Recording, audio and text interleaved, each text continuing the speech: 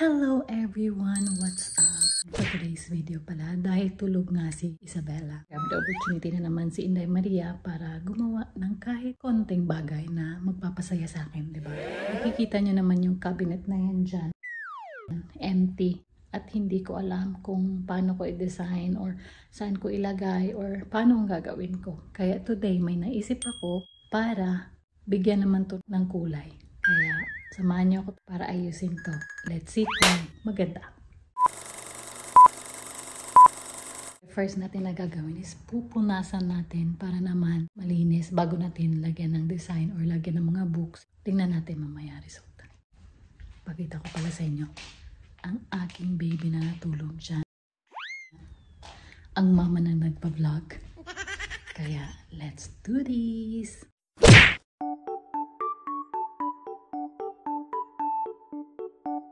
Sana hindi magising si Isabella kasi nga hindi ko alam kung paano ko ito matapos. Andito naman yung papa niya kaya ang papa magte-take over later.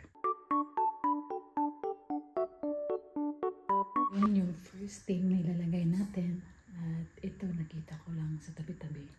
Kaya binili ko lang din to sa second hand and ito din sa second hand. Lagay na natin.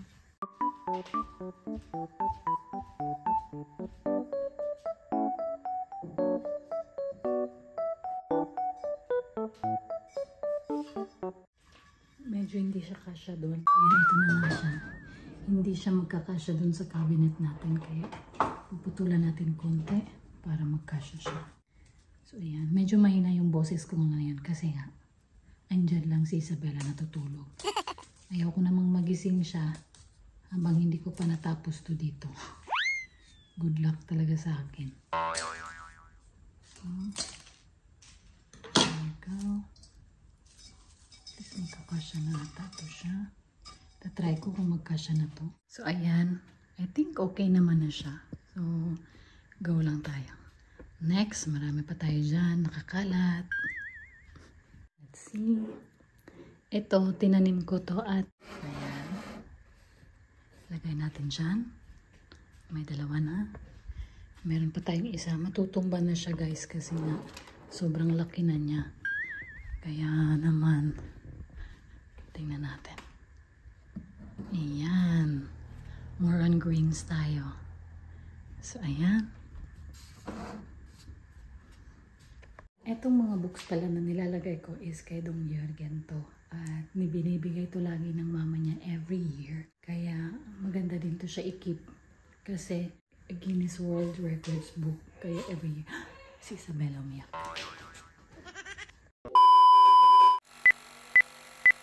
Every year to siya. From 1998 ata meron ito si Dong Jürgen. Kaya nakakatuwa naman siya pag i-display, diba? So ayan, nagising na nga. Ewan ko ba dito sa kanya kung kailan meron akong gagawin. Tsaka naman siya nagigising. Kaya kailangan natin munang pakalmahin. So, nakastop muna yung ginagawa ni Inday Maria. Alang-alang sa baby natin.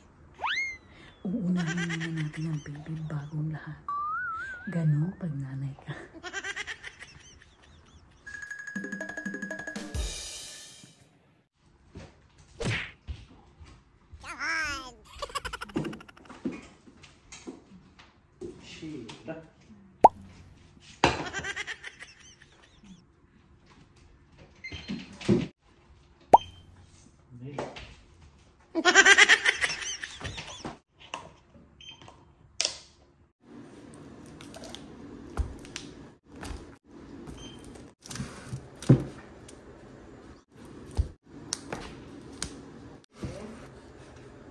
May mga pictures kami na hindi na-display.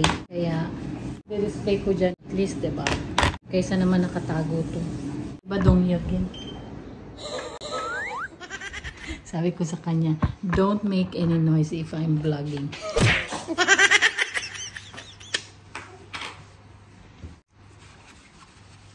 So, ayan na siya. May mga books dito na tira na hindi ko alam kung paano ko siya ilagay kasi may mga histories din, may mga photo album. So, let's see kung ano magagawa ko dito. At saka at the same time, may mga pictures ako na ilalagay. Yung dalawa, ayun, naglalaro. Kasi nga, sabi ko, bantayan mo muna hanggat hindi pa ako tapos dito. Para mabilis. Pero hindi mabilis kasi nga nagwa-vlog ako. Ito naman yung mga books ko na hindi ko nababasa.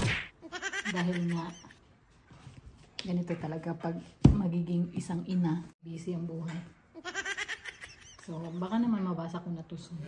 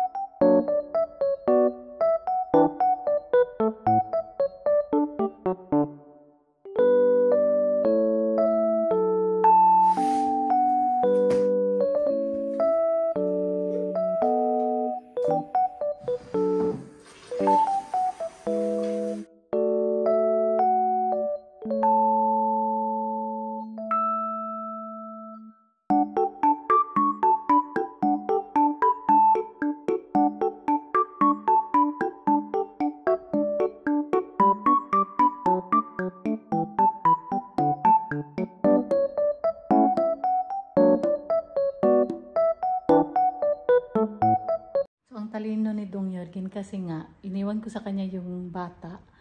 At ngayon, tingnan mo yung ginawa niya. Apaka-cute naman kasi. Sabi niya, kailangan mong panoorin ang mga ginagawa ng mama mo para matutunan mo paglaki. Tingnan mo ang ginawa niya. Pinaupo niya dyan. Pinaupo niya dyan si baby para daw tumingin sa akin dito kung ano yung ginagawa ko. At ito naman, biglang tumahimik. Dahil nakatingin sa akin. Diba? Tahimik ikaw dyan. Naaliw naman siya sa mga ginagawa ko. Kaya, ewan ko na talaga dito sa papa niya. Nagpakatalino. Malapit na tayo matapos. And excited na ako kung ano yung kinalabasan sa ginawa ko today. Hindi naman siya masyadong special. Pero, at least, medyo nalagyan ko ng kulay yung cabinet namin. Kasi ang tagal na dito na nakatayo dito sa living room namin. Pero kaso lang, wala pa akong nagagawa kasi nga sobrang busy. So, ayan, yung last natin ilagay is yung aming mga photo album. Ito nga, umiyak.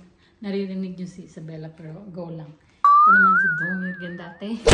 Pero ko ipakita kasi, ayun na yan. Ito naman yung kalambuhay ni Dong Jurgen dati. Ginagawan siya ng album ng kanyang mama before. At ito naman yung gift ko, first gift ko sa kanya ng wedding anniversary namin. Picture lang. So, ayan yung mga picture. Ayan. Sa Philippines, meron kami. At saka, yung pictures namin dito sa Norway, nung kinasal kami dito sa Norway. May mga ano din, mga party. Ganun. So, nandito kayo sa bahay, kung mag-visit kayo, just try to look. Pero hindi ko pwedeng ipakita dito talaga in public kasi wala lang. Pag pumunta kayo dito, makikita nyo. Kaya, lalagay ko na to dun sa cabinet. Naman yung anak ko, oh. Tinitingnan niya kung ano yung ginagawa ng mama niya. Ginagawa mo? Sana, si madam, yung robot katabi mo. Oh, ang kalat pa dito sa bahay. Kasi nga, naglilipat pa rin kami at nag-aayos pa ako. Nagsisimula namang umiyak si Inday Isabella. Kaya, kailangan natin i-fast forward yung ginagawa natin. Sobrang cute ng aking baby. Hindi ko mapigilang halikan. Hi! Ikaw, nanood ikaw kay mama? Nanood ikaw kung anong ginagawa ni mama? Yeah? Umaya ka na. Umaya na ikaw mag-cry, no? Kasi tapusin mo na ni mama yung ginagawa niya. Okay lang? Ha? Yeah. Wait lang ikaw, ha?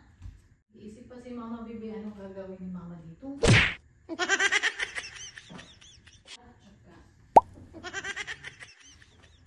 Nahihirapan ako kung anong design to kasi parang nakikita ko medyo punong-puno siya.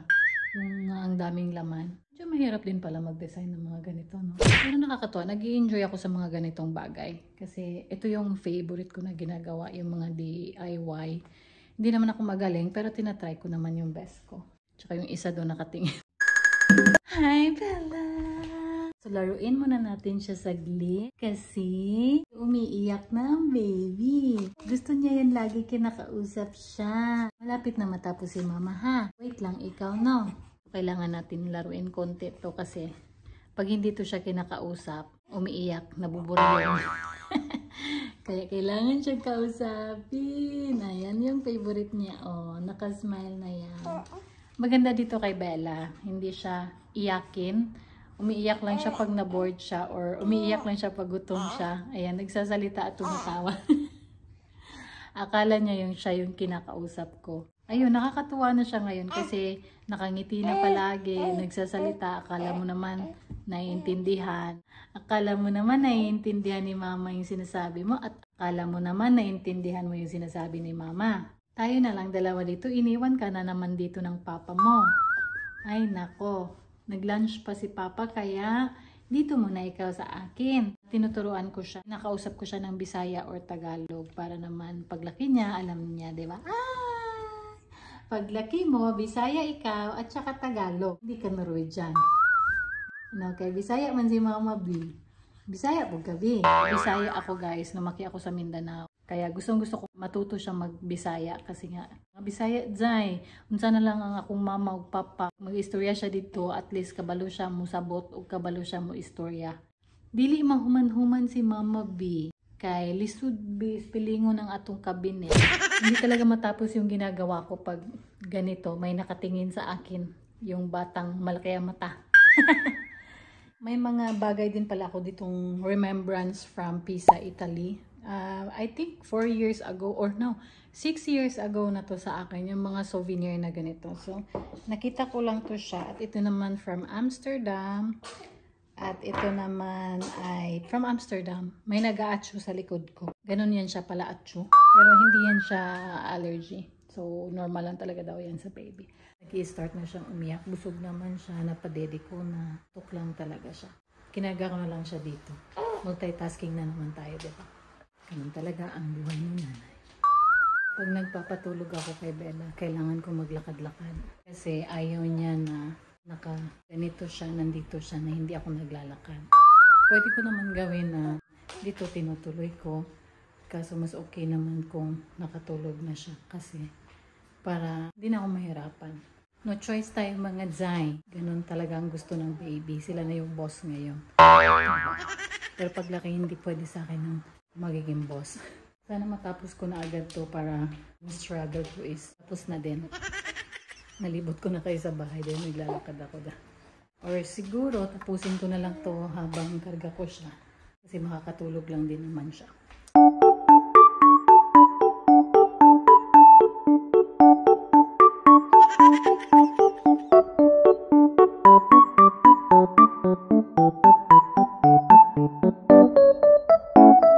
Ginagawa mo.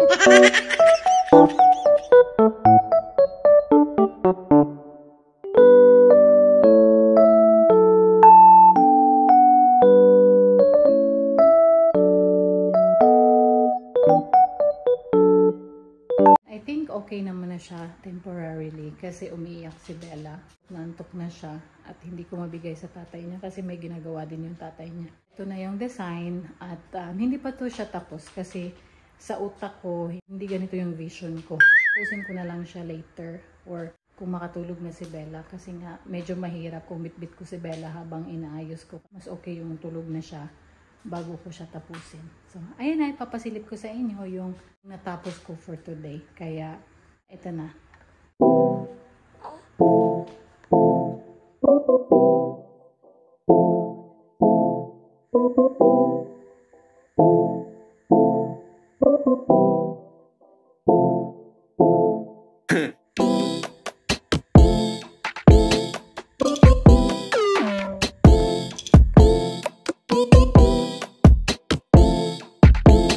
So ayan, sana nagustuhan niyo yung konting DIY na ginawa ko today. And syempre, after ko magkalat, ako din naman yung maglilinis. Kaya, ayan, DIY pa more. Ganun talaga mga besh. Pag naka-maternity leave ka, wala kang magagawa sa bahay kung ano-ano na lang. At least naman may magagawa tayo kaysa naman bababaliw tayo kaka-TikTok. Hindi din kasi talaga madaling naka-maternity mga Jai. Lalo ng first baby ko, hindi ko alam yung gagawin pag tulog siya. Buti sana pag may kapitbahay tayong napuntahan para magmarites. Charot! Maraming salamat sa pagsama sa akin manood. If nagustuhan nyo yung video namin, huwag nyo kalimutan kaming i-like at subscribe at i-share nyo na din. Or kung may mga comment kayo regarding sa aking DIY today, meron kayong mga ibang ideas na pwede kong ilagay dito, feel free to put comment lang. Babasahin ko lahat yan. And that's it for today.